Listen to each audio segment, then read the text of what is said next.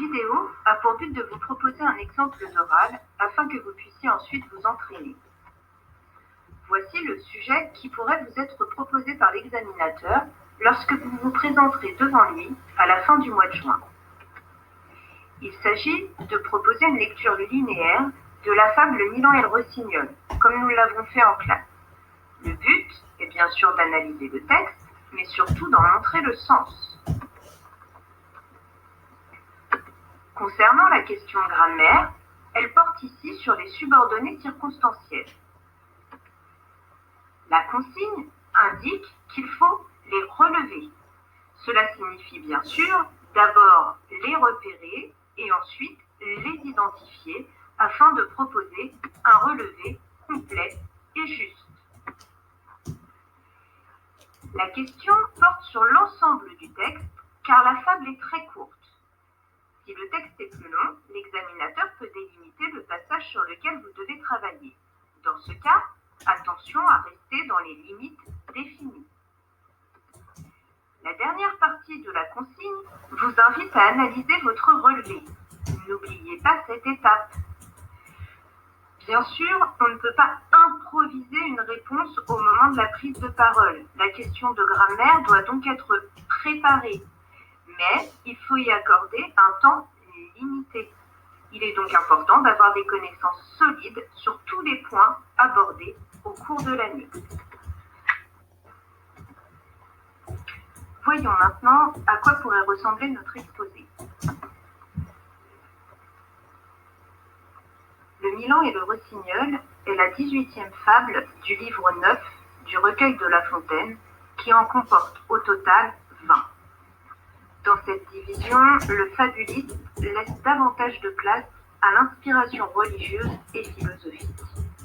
Pourtant, la peinture des mœurs de la société reste présente, comme le prouve la fable animalière que nous allons étudier.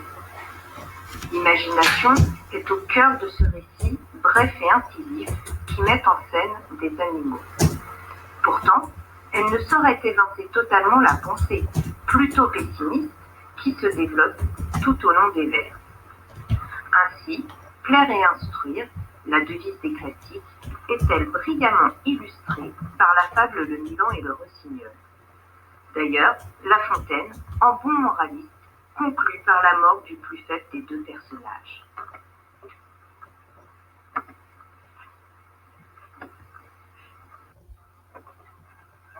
Le Milan et le rossignol, Jean de La Fontaine. Après que le Milan, manifeste voleur, eut répandu l'alarme en tout le voisinage et fait crier sur lui les enfants du village, un rossignol tomba dans ses mains par malheur. Le héros du printemps lui demande la vie.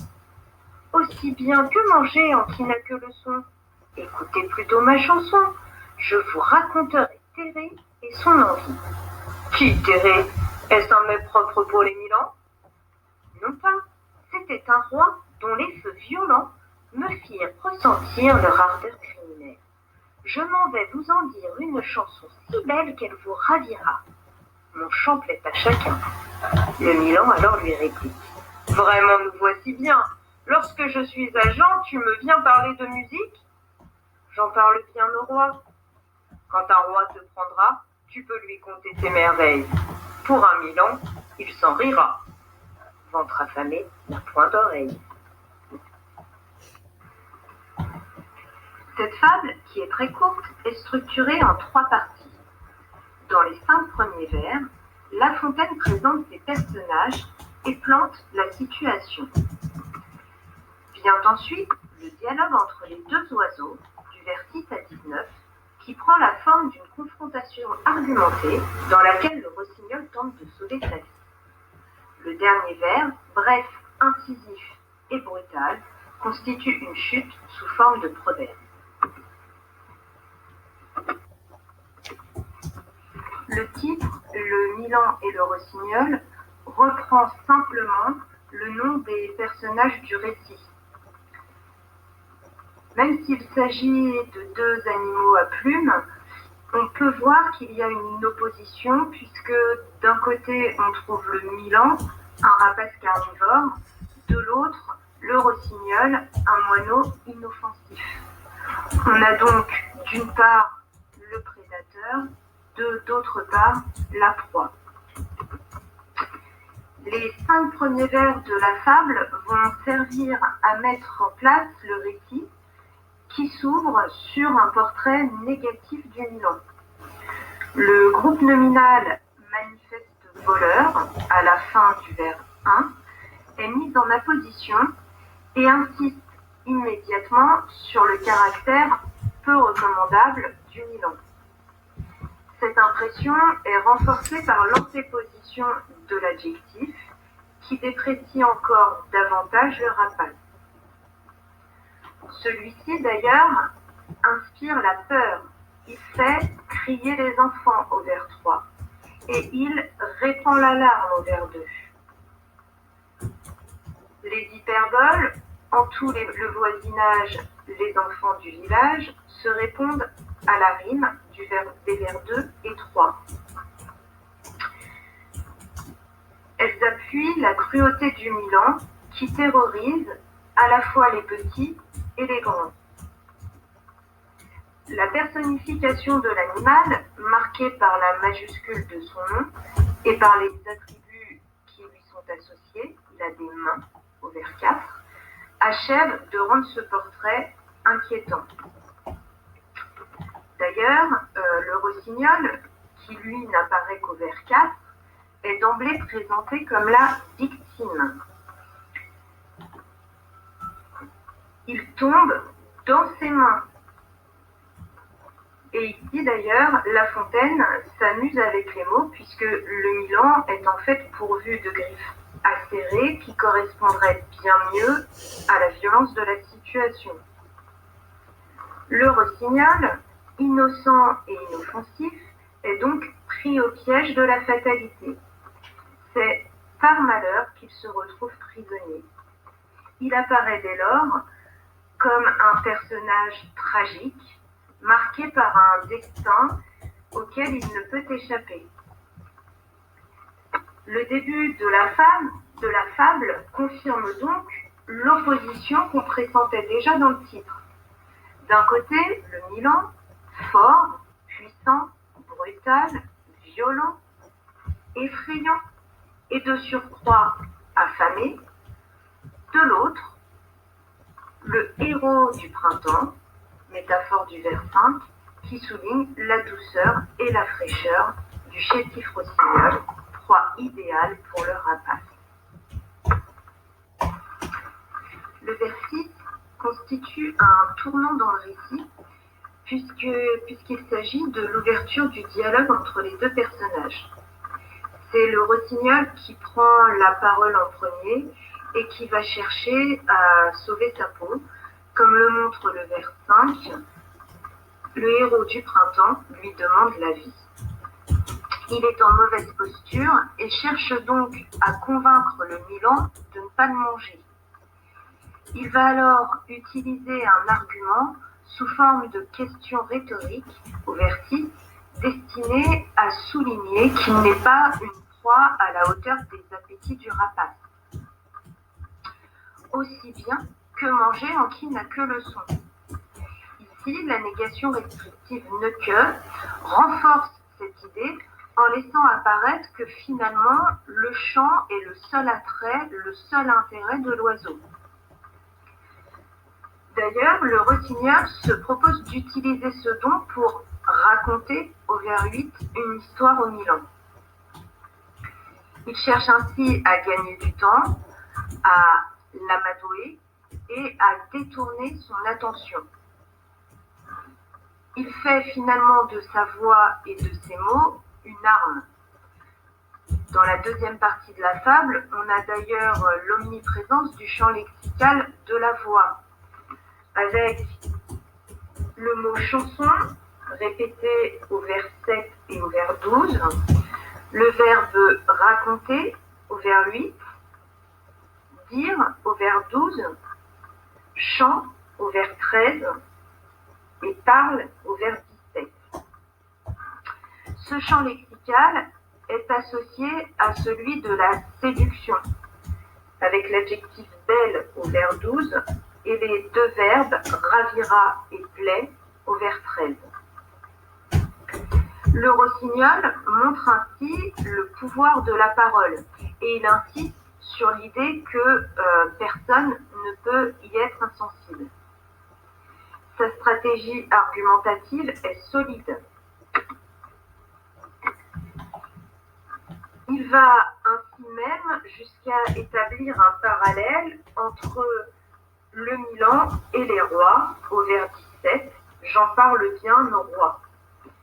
C'est pour lui une manière discrète de flatter son agresseur, de lui reconnaître une supériorité et implicitement de se placer en position de soumission. Malgré tout ça, on remarque que le Milan reste insensible aux propos du rossignol. Ses premières paroles sont en fait deux questions. Qui t'errait? Est-ce un mets propre pour les Milans? Ces deux questions vont tourner le rapace en ridicule. La première, qui t'errait, est une interrogative averbale. On peut y voir une question rhétorique et elle va montrer l'ignorance du rapace qui ne comprend pas ce que lui dit le rossignol. La deuxième question, elle, montre que le rapace n'a qu'un intérêt, c'est la nourriture. Il rapporte tout à la nourriture. Un mets propre pour les Milans.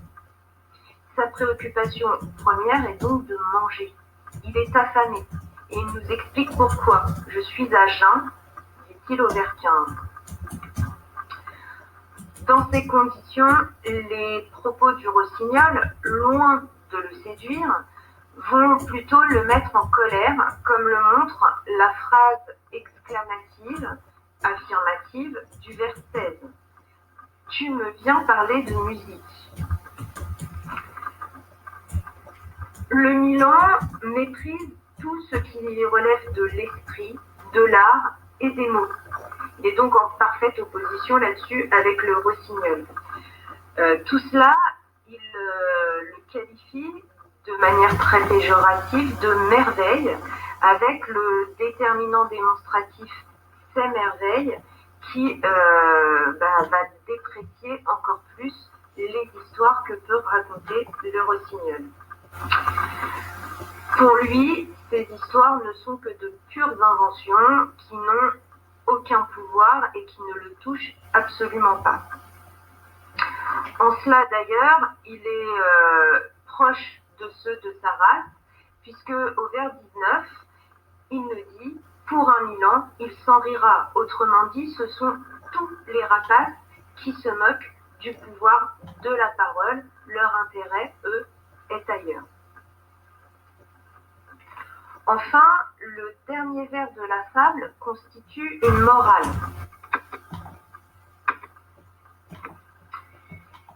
Sa place n'est pas vraiment originale, il n'est pas rare que la morale vienne fermer le récit. Cependant, la morale est souvent prise en charge par le narrateur. Or ici, il est intéressant de voir que c'est le Milan lui-même qui donne la sentence. Cela permet à La Fontaine de souligner justement l'absence de morale du rapace qui n'éprouve aucune empathie pour le rossignol et qui est parfaitement insensible à la beauté du langage, insensible à tout récit, insensible à toute forme de morale. La Fontaine nous montre ainsi que les nourritures terrestres peuvent être plus importantes que les nourritures de l'esprit, qui, elles, n'apportent rien à celui qui a faim. Dans cette fable, la morale se résume en quelques mots, réduite en une formule brutale, incisive et brillante. Ventre affamé n'a point d'oreille. Formule qui est passée dans le langage courant et qui va avoir valeur de proverbe. Et donc c'est en ces termes que le Milan vient interrompre le dialogue et sceller la mort du rossignol, qui n'aura finalement pas eu le temps de raconter l'histoire de Télé. Pour conclure, on peut dire que cette fable montre l'inefficacité de la parole face à la force. La jolie voix du rossignol n'aura pas permis d'éviter le drame qui s'annonçait déjà implicitement depuis le titre.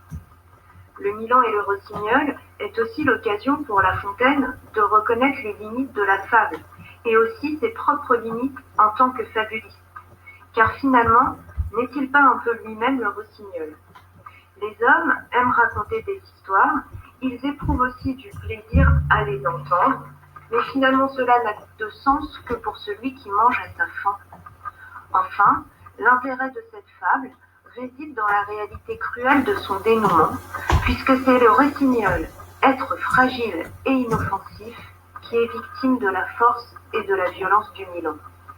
La Fontaine s'attache ainsi à montrer l'injustice d'une société où les plus faibles ne s'en sortent pas, où la raison du plus fort est toujours la meilleure, comme il le dit différemment dans Le Loup et la Nuit. Je vais maintenant passer à la question de grammaire. J'ai relevé dans le texte 4 propositions subordonnées circonstancielles. La première ouvre la fable, après que le Milan, manifeste voleur, eut répandu l'alarme en tout le voisinage. Elle dépend de la principale qui se situe 2 vers plus loin. Un rossignol tomba dans ses mains par malheur. La seconde subordonnée circonstancielle est au vers 3 et fait crier sur lui les enfants du village. Elle dépend de la même principale que la précédente. Toutes deux sont des propositions circonstancielles de temps dont la fonction est complément circonstanciel de temps. Le mot subordonnant après que justifie l'emploi de l'indicatif avec le passé antérieur eut répandu et eut fait. On peut remarquer que dans la deuxième subordonnée, le mot subordonnant et l'auxiliaire ont été élidés, c'est-à-dire supprimés pour ne pas être répétés. Ces 2 propositions circonstancielles de temps marquent l'antériorité, c'est-à-dire que l'action des subordonnées a lieu avant celle de la principale. On peut relever une 3e proposition subordonnée circonstancielle de temps qui se situe au vers 17, quand un roi te prendra. Celle-ci dépend de la principale, tu peux lui conter tes merveilles. Ici, il y a une simultanéité entre l'action de la principale et l'action de la subordonnée. Enfin, pour terminer, la dernière subordonnée circonstancielle se situe au vers 12 et 13, si belle qu'elle vous ravira. Il s'agit d'une circonstancielle de conséquence. On ne peut pas la changer de place puisqu'elle est le résultat de la principale.